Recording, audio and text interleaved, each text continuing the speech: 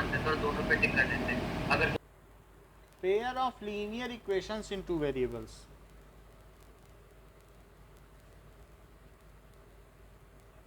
मैंने यहाँ टेस्ट दे दिया था ना सर, फिर सबमिट नहीं हुआ तो सर वापस देना पड़ा, इसलिए सब मेरे कम आए सर। और प्रवीण तेरे को भी उसी समय पता चल गया क्या तेरे कितने मार्क्स आएंगे? आप व्यू स्कोर पता चल जाता है। अरे सर वो हमारे लिए वो सेटिंग चेंज कर रखी थी, हमें सर जब सेंड करेंगे वहाँ से सर पता चलेगा। चलो ठीक है, देखते हैं फिर जो भी मार्क्स आएंगे बताना हमको। मेरे 21 सर। प्रवीण आपके? ओके, तो निशान तेरे कितने आए? 35 से ऊपर आए किसी के आप में से? निशान क्या आए होंगे सर? ईशान तो अभी आया है, अभी पूछते हैं। सर आगे है वो भी। हाँ, ईशान कितने नंबर हैं? सर 36 सर, और अभी एक क्वेश्चन का मैम बोल रही है कि वो चेक करके बताएंगे, अगर वो सही हो तो 37 आएंगे। ओके ओके, और एक नंबर एक्स्ट्रा मिल रहा है तो 38। ठीक बात है। So these are two equations are inconsistent. ये इनकंसिस्टेंट कब होंगी? क्या कंडीशन है इनकंसिस्टेंसी की? If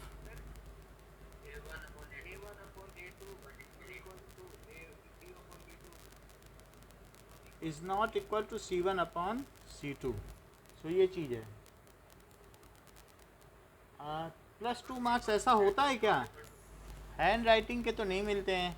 now the pair of linear equations, the pair of linear equations 7x minus y is equals to 5 and 21x minus 3y is equals to 10 represent, ये कैसी line है? the lines which are, पता करके बताना पड़ेगा कि ये parallel हैं कि कैसी हैं, which kind of line। so a1 by a2 क्या है? 7 by 21। b1 by b2 क्या है?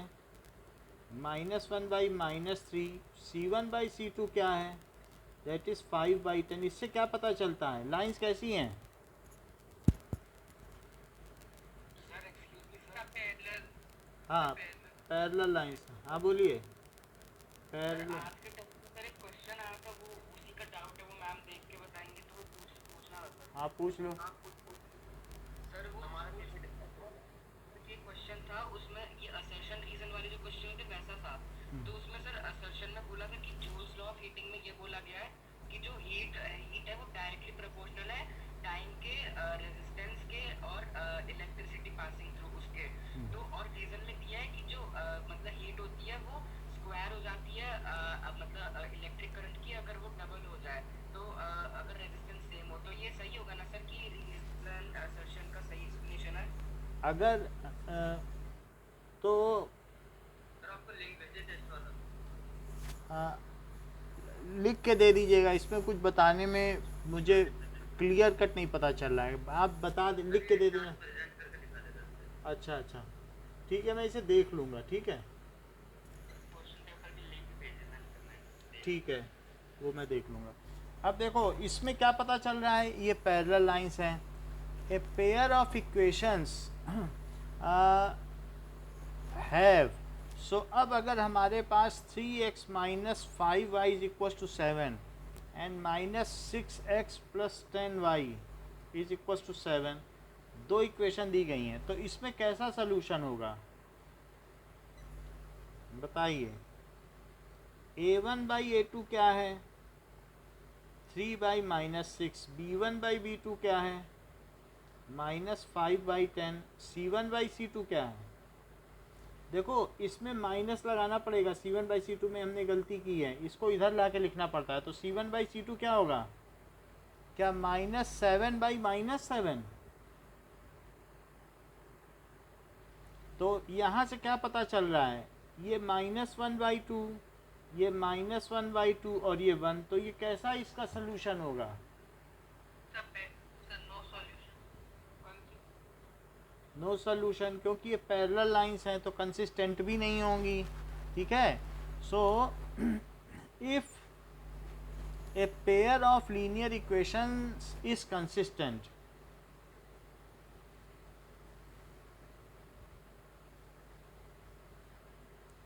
Equations is consistent.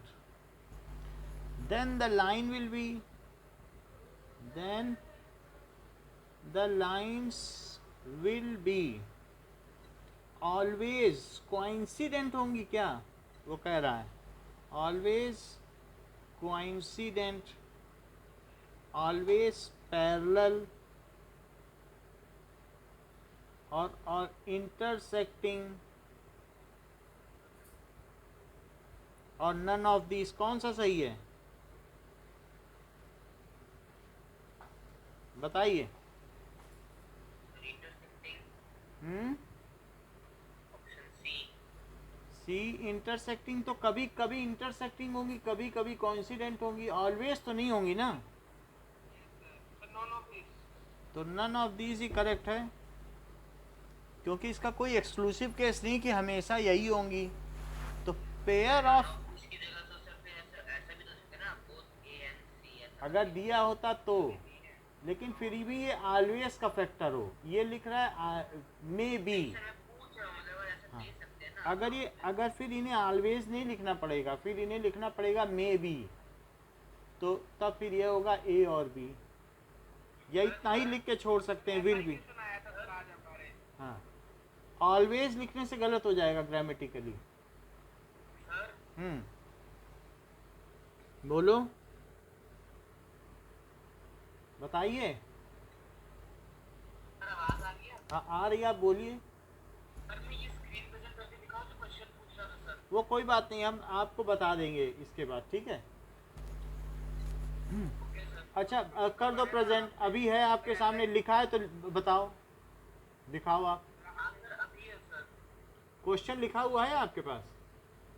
हाँ सर मतलब मैं स्क्रीन पे हाँ स्क्रीन पे करो, स्क्रीन में दिखेगा. स्क्रीन में करो. अस्मित कितने नंबर आए? 36. ओके. हाँ आपकी स्क्रीन दिख नहीं रही है, कहाँ है आपकी स्क्रीन? वो इसमें तेरी भी 38 हो जाएंगे क्या ईशान की तरफ? ऐसा बोला तो नहीं सर. अभी दिख रही है सर? एक मिनट, किसने दिखाई? ईशान आप दिखा रहे हो क्या? Yes sir.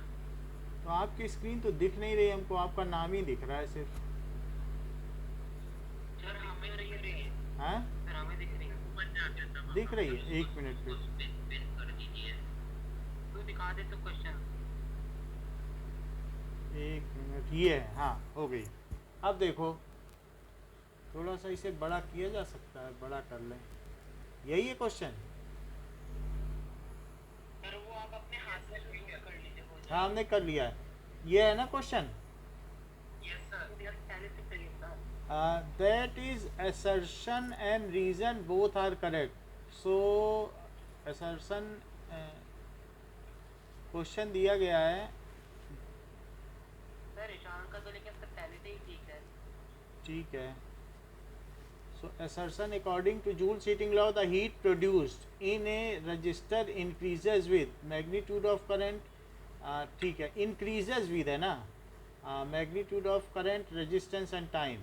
Reason according to Joule's heating law, the heat produced in a resistor is directly proportional to square of current for a given resistance. तो ये इसका रीज़न नहीं हुआ, ये दोनों अलग अलग क्लॉज हैं. A and B both are correct, but it is not a proper reason, क्योंकि बाकी चीज़ों के बारे में तो बताया नहीं कि टाइम और रेजिस्टेंस के बारे में. रीज़न में सबके बारे में समझ में आई बात कि नहीं?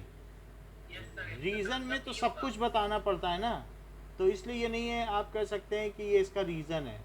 मेरे हिसाब से यही है. असर्शन रीज़न में फिर भी एम्बिगुइटी रहती ही है टीचर के हिसाब. अब यहाँ पर इसमें तीनों का रीज़न तो नहीं दिख रहा है, सिर्फ एक के बारे में बताया करंट के बारे में, तो बाकी के रीजंस कहाँ हैं?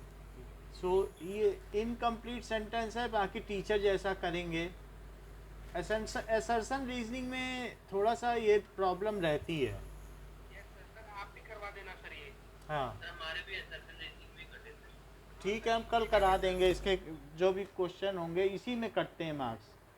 ठीक है, अब देखो द पेयर ऑफ इक्वेशन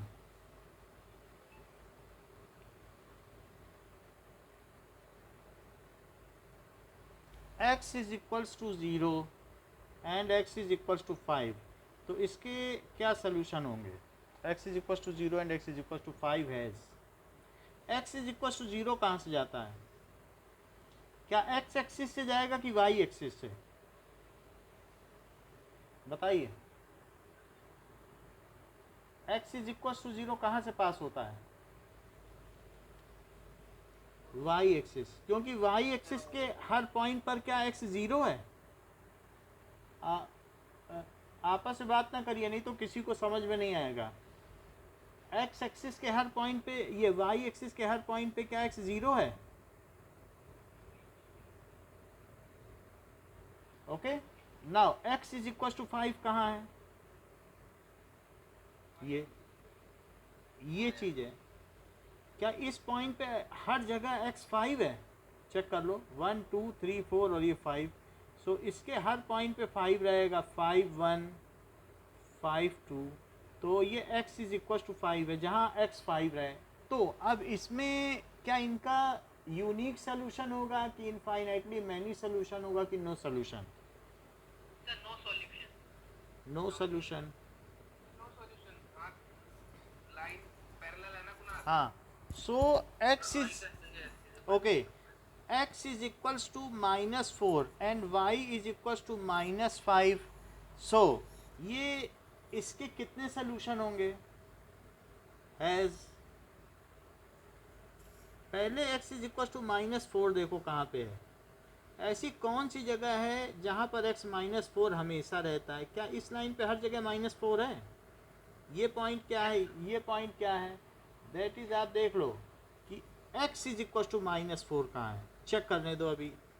1 2 3 4 यहाँ पे होगा x इज इक्वल टू -4, और y इज इक्वल टू -5। अब ये नीचे हम ले लेते हैं, इसमें 5 ग्रेडेशन, तो ये y इज इक्वल टू -5। जरा फिर से इसको करें, 1 2 3 4 5, जरा चेक करो क्या ये -4 0 है? तो -4 0 से जो लाइन पास होगी क्या वहाँ -4 ही रहेगा? x पे -4 तक चल लो और लाइन खींच दो और चलो ही मत इधर उधर, तो ये x इज इक्वल टू -4 हुआ।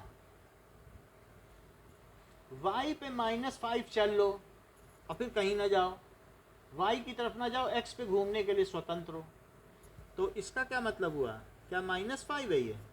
y पे तो और नहीं चल रहे हो, तो यहाँ पर नाउ ये बाद में मार्क्स का पता करना, फिर इससे ठीक नहीं है। Okay, do not discuss all this things. So इसके फिर से समझिए कि जैसे यहाँ पर x इज इक्वल टू -4,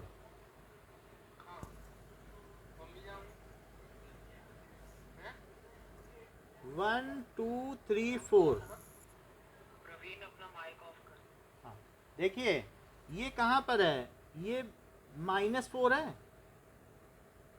अगर मैं x में और आगे पीछे ना जाऊं तो क्या मैं -4 पे बना रहूँगा?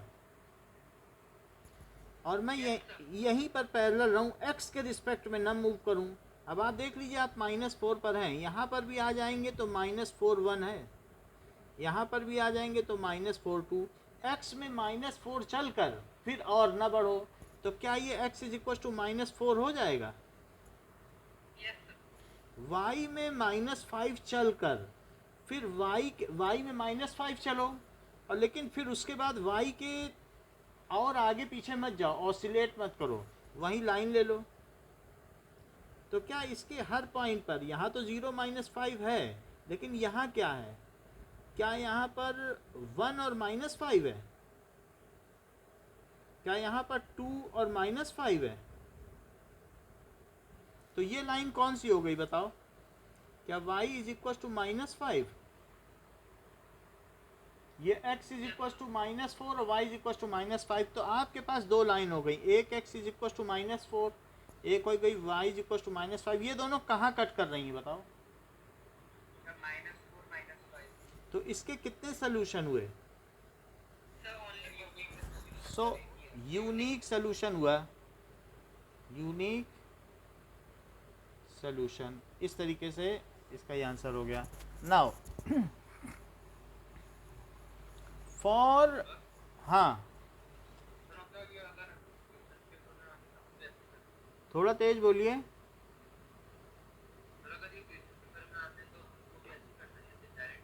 डायरेक्ट लिखना है, लेकिन ये समझ में आनी चाहिए बात, तभी तो लिख पाओगे ना। जैसे अगर आ जाए x is equals to 2, x is equals to 3, तब कितने सोल्यूशन है? तब तो पैरेलल हो गई लाइन। और y is equals to 2, y is equals to 4, तो भी पैरेलल। लेकिन x इज इक्वल्स टू 2 और y इज इक्वल्स टू 3, तब तो सोल्यूशन हो जाएगा ना। ये दोनों पैरेलल हो जाएंगी और ये इंटरसेक्टिंग हो जाएंगी। नाउ फॉर व्हाट, क्या? हाँ, तो ये इंटरसेक्टिंग है। कोइंसिडेंट का मतलब क्या है कि अगर मान लीजिए 2x plus 3y is equal to 7, इसी का डबल कर दो 4x plus 6y is equal to 14, तो ये कोइंसिडेंट है। वही लाइन पे बस 2 से मल्टीप्लाई कर दो, तो दोनों लाइन कोइंसिडेंट है। और ऐसे केस में a1 by a2 is equal to b1 by b2 is equal to c1 by c2 रहता है। और इसके इनफाइनाइटली मैनी सोल्यूशन होते हैं। इन क्या बोलिए?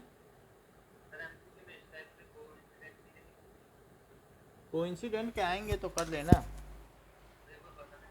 हाँ अभी आ जाएगा, बहुत क्वेश्चन करेंगे तो आ जाएगा। आज और कल का दिन है तो सभी कवर हो जाएंगे, 3 ही चैप्टर हैं आप। For what value of k do the equations now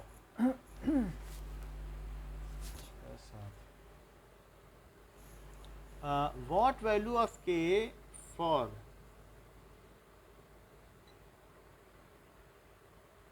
कल मॉर्निंग की छुट्टी है क्या स्कूल की?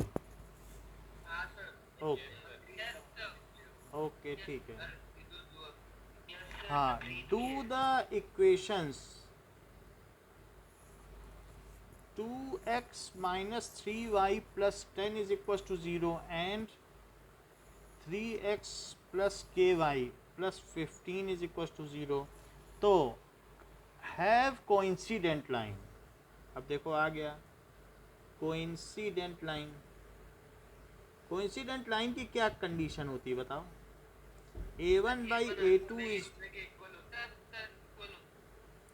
तो अब जरा देखो 2x माइनस 3y और प्लस 10 है, सो 2 बाई 3 a1 बाई a2 कर दिया है, और b1 बाई b2 करो तो क्या माइनस 3 बाई k लिखें, और यहाँ क्या करें प्लस 10 बाई 15, और किसी एक से इसे कंपेयर कर लो। तो बताओ 10k किसके इक्वल हो गया? माइनस 45। तो k किसके इक्वल हो गया? मल्टीप्लाई कर दिया इसका इसमें, इसका इसमें, तो k किसके इक्वल हो गया? Minus 45 by 10। Okay now, okay okay कोई बात नहीं। अभी सीधा आ रहा है कि रोटेट कर गया है? ओके नाउ अब देखो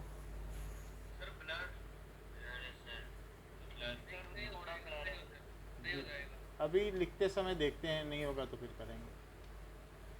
अब देखो तो इसमें यहाँ पर 5 से करो तो माइनस 9/2 आ गया। सो इसका आंसर क्या हुआ? k is equal to minus 9/2। वैसे आप इससे करोगे तो भी यही आ जाएगा, इससे अगर कर लिए तो जरा 2/3 is equals to minus 3/k करो ऊपर वाला, तो बताओ 2k क्या आ गया? क्या माइनस 9? तो k क्या आ गया? माइनस 9/2। नाउ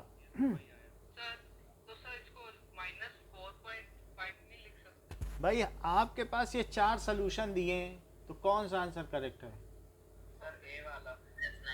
तो जो आपको दिया रहेगा उसी को करेक्ट करना।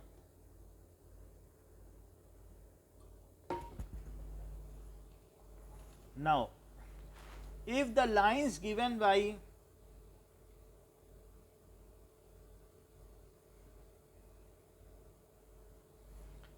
2x plus ky is equals to 1 and 3x minus 5y is equals to 7 are parallel, minus 5y is equals to 7 are parallel, ठीक है। then value of k is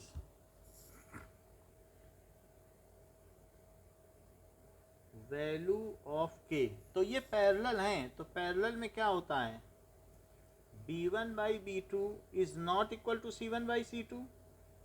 तो मैं ये वैल्यू डालूं और दोनों कंडीशन लगाऊं तभी पता चलेगा। पैरेलल में दोनों किया जाता है, कोइंसिडेंट में तो किसी एक से कर लो। तो देखो 2 बाई 3, अब e1 बाई बी टू में क्या लिखूं, k बाई -5, और c1 बाई c2 में क्या लिखूं, बताओ ईशान। c1 में क्या लिखूं, 1 ना लिखो, उधर है c, ध्यान रखना। कट जाने दो, लेकिन वो बात अलग है, बट हैबिट सही रहनी चाहिए, आगे चल के फिर गलती नहीं होना चाहिए, सी हमें सही लिखना चाहिए।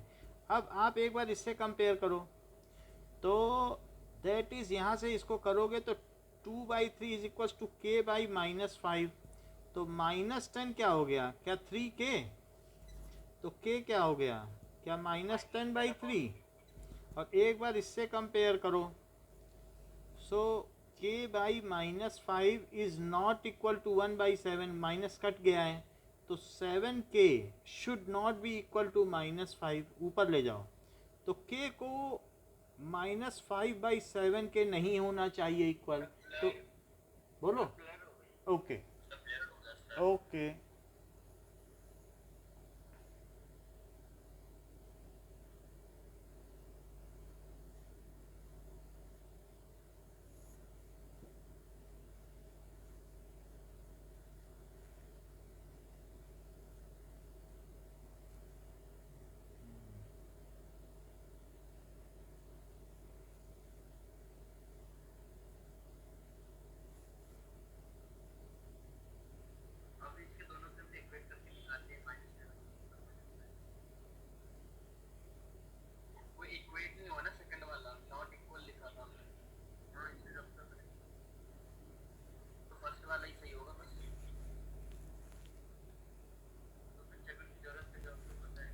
चलो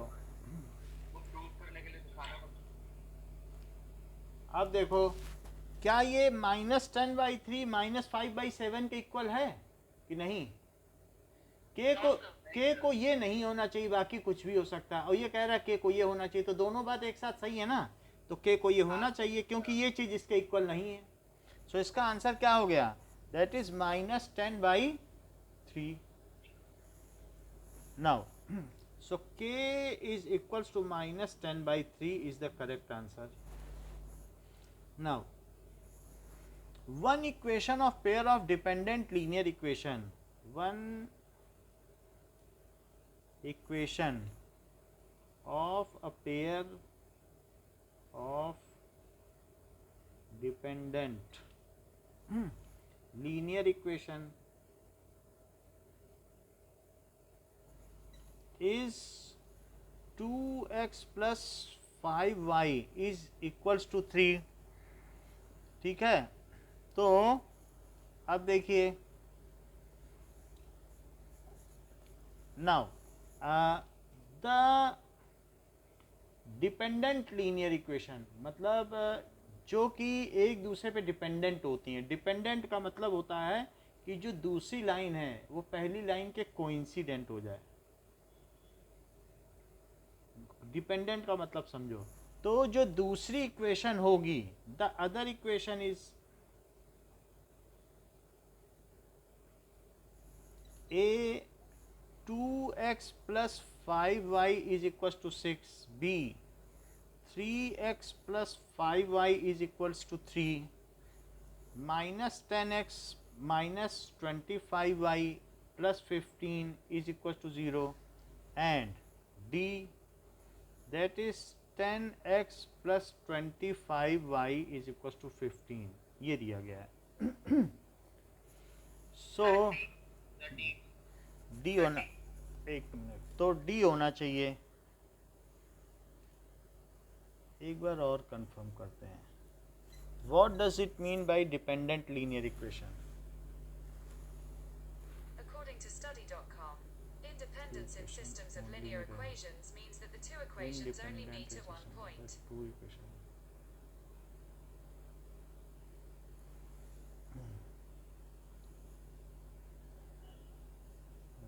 How do you know?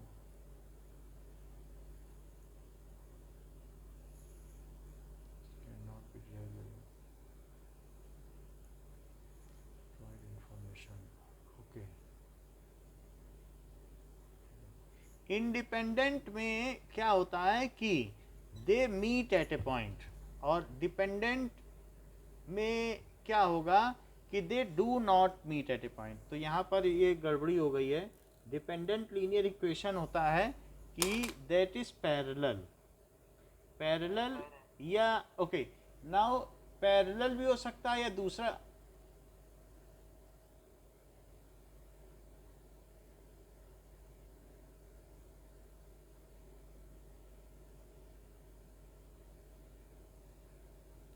Okay, now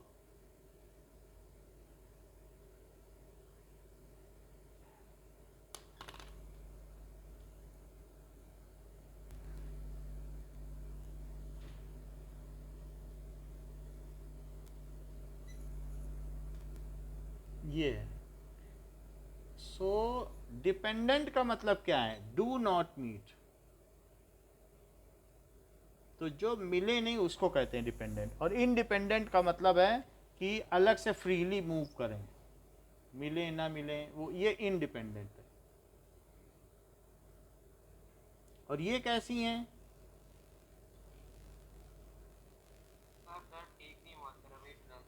blood blood आ रहा है तो चेक करते हैं, नहीं तो फ़ोन बदलेंगे. एक बार और देख लेते हैं.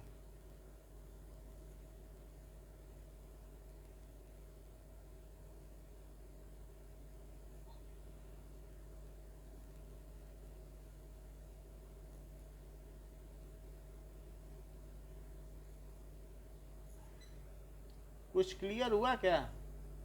Yes sir. चलो देखते हैं. सर इसका बी हो जाएगा. तो जो बी होगा कि सी, यानी मल्टीप्लाई करने से मतलब हमें क्या करना है कि a1 upon a2 is equal to b1 by b2. It should not be equal to c1 by c2. ऐसा होना चाहिए कि नहीं? चेक कर लेते हैं, तभी हमें पता चल जाएगा कि कौन सा सही है. सो दैट इज चेक करते हैं कि सी में पहले चेक करें कि a1 by a2 should be equal to b1 by b2 and it should not be equal to c1 by c2. तो 2 by minus 10 is equals to क्या? 5 by minus 25. And is it not equal to minus 3 by plus 15.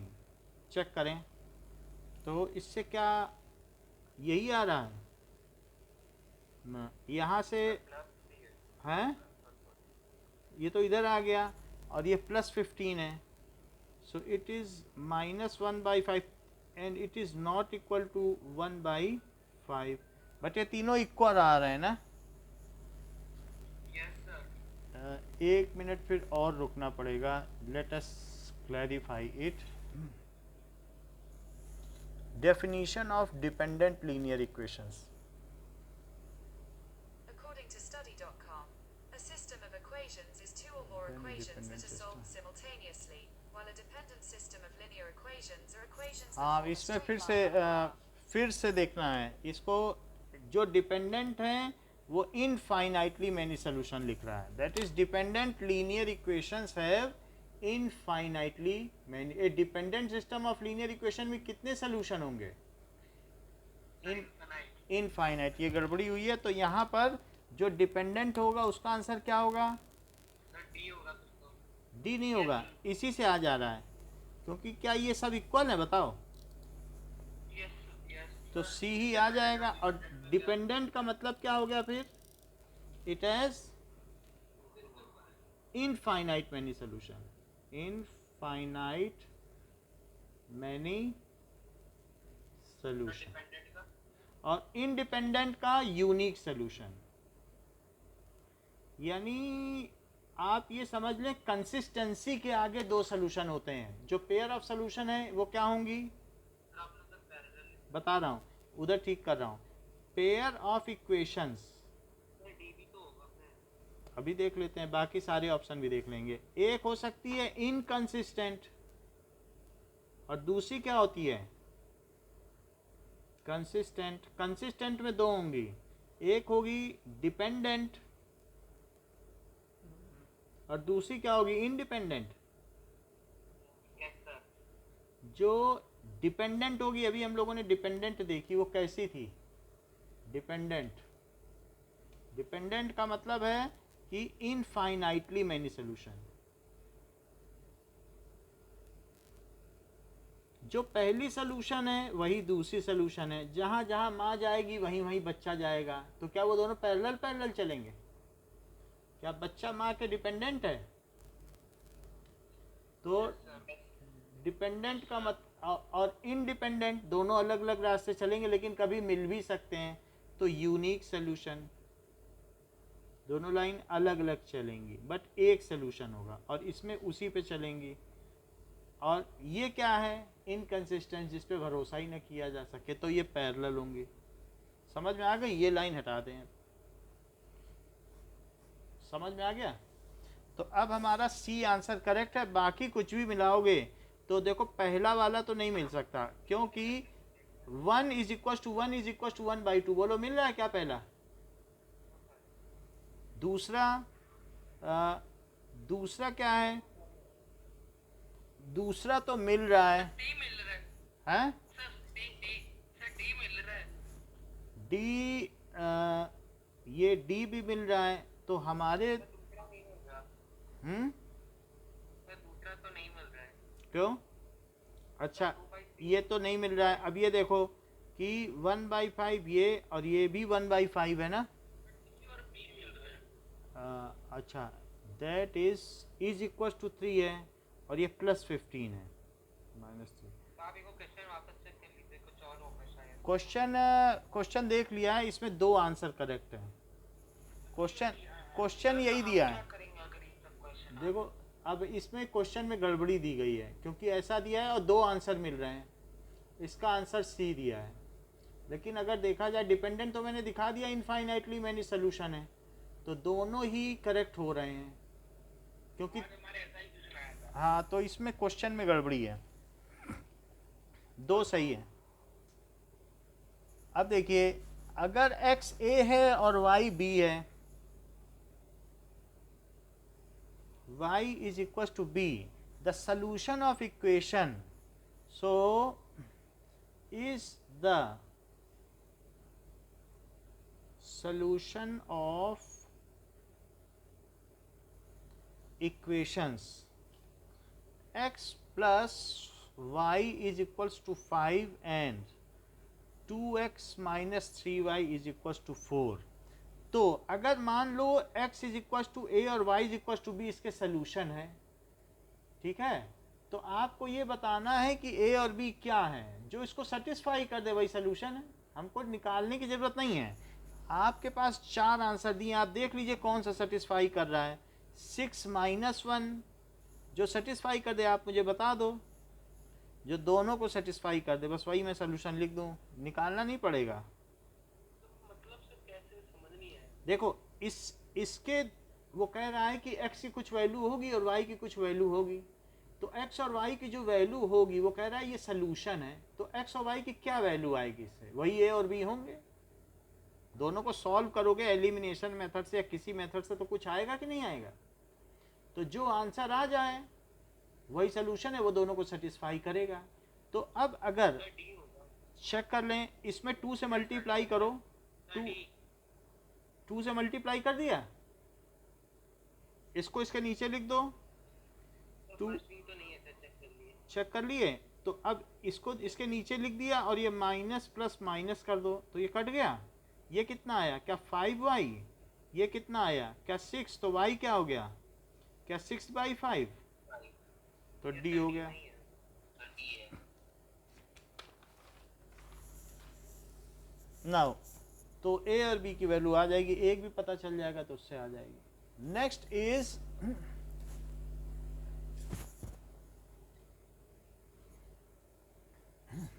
कि the graph x is equal to -2 is a line parallel to, graph of x is equal to -2 is a line, वो किसके parallel है, x axis की y axis, sir axes check कर लो। -2 तक चलो और फिर न चलो, तो -2 के बाद नहीं चलना है, -2 ये सब -2 हैं, क्योंकि ये सब -2 हो गए, y पे अब चलो, है ना। तो इस तरीके से क्या इन सभी पॉइंट पे -2 ही है, क्योंकि अब तो y बदलेगा, ऊपर नीचे जाओगे, तो यही x इज इक्वल टू -2 है। जितना कहा जाए उतना चल लो और फिर परपेंडिकुलर चलने लग जाओ, -2 तक चले कि नहीं, और फिर परपेंडिकुलर चलने लग जाओ, यही करना होता है। So it is a line parallel to y axis. Now the graph y is equal to 4x, graph y is equal to 4x, ये क्या है, हैं?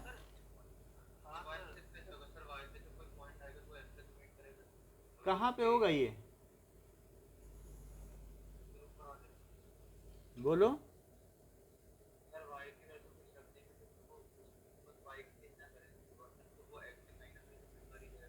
थोड़ा सा तेज बोलो।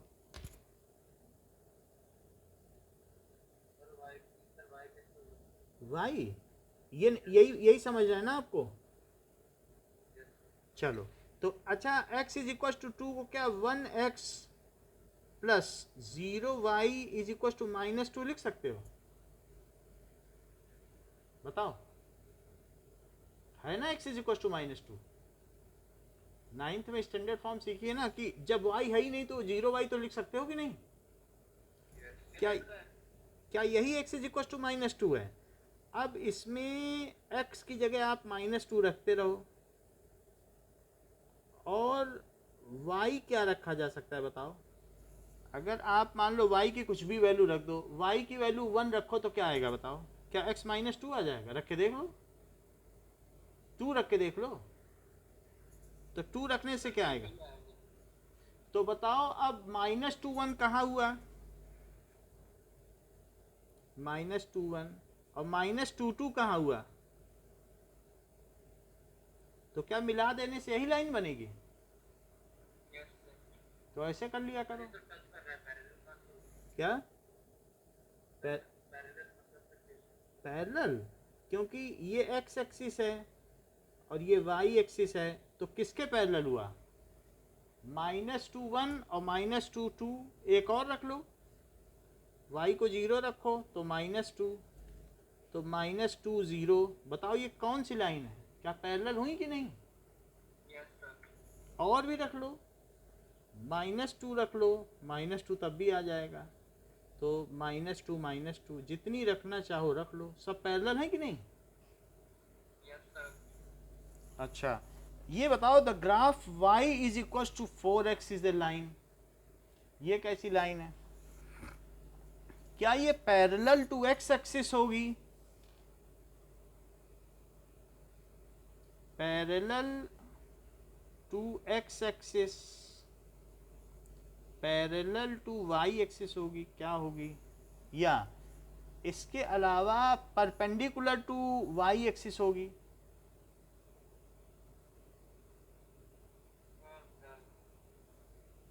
टू y एक्सिस, या पासिंग थ्रू ओरिजिन होगी। Okay okay,